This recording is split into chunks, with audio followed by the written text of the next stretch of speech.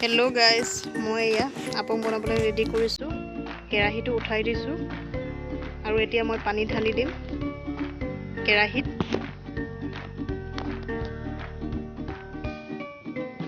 এতিয়া মই চাউলখিনি ভালদৰে ধুই লৈছোঁ।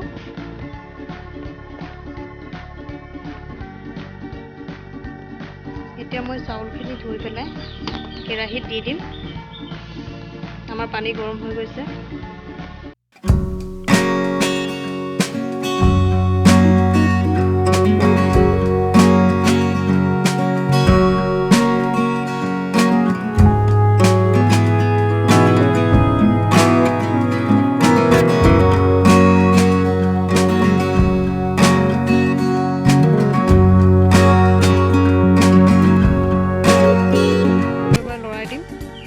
আমাৰ ভাত ৰেডি হ'বলৈ হৈছে।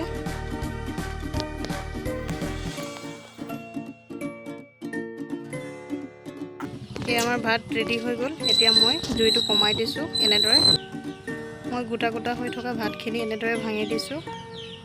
ভাতখিনি আমি ঠাণ্ডা হ'বলৈ দিম। আৰু এয়া মই দৰৱ লৈছোঁ, আপং বনোৱা দৰৱ।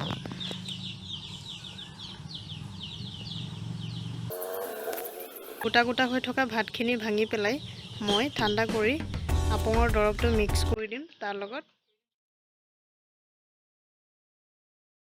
এতিয়া আমি দৰৱখিনি ভাঙি দিছোঁ মিহিকৈ ভাঙি পেলাই আমি ভাতৰ লগত মিক্স কৰি দিম এনেদৰে।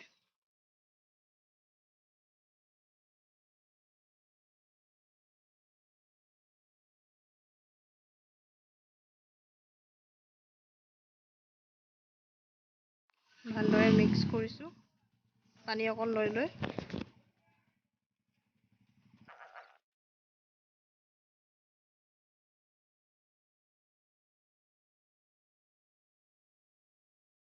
এতিয়া আমি এয়া কলহ লৈছোঁ।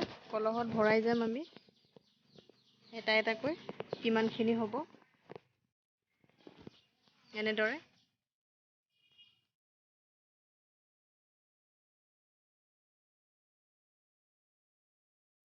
এতিয়া আমি 4-5 দিনৰ পাছত খাব পৰা হৈ গ'ল। এতিয়া আমি এনেদৰে চাকি লৈছোঁ। চালনী এখন দি তাৰ ওপৰত জাল এখন দি পেলাই আমি আপংখিনি এনেদৰে চাকিছোঁ।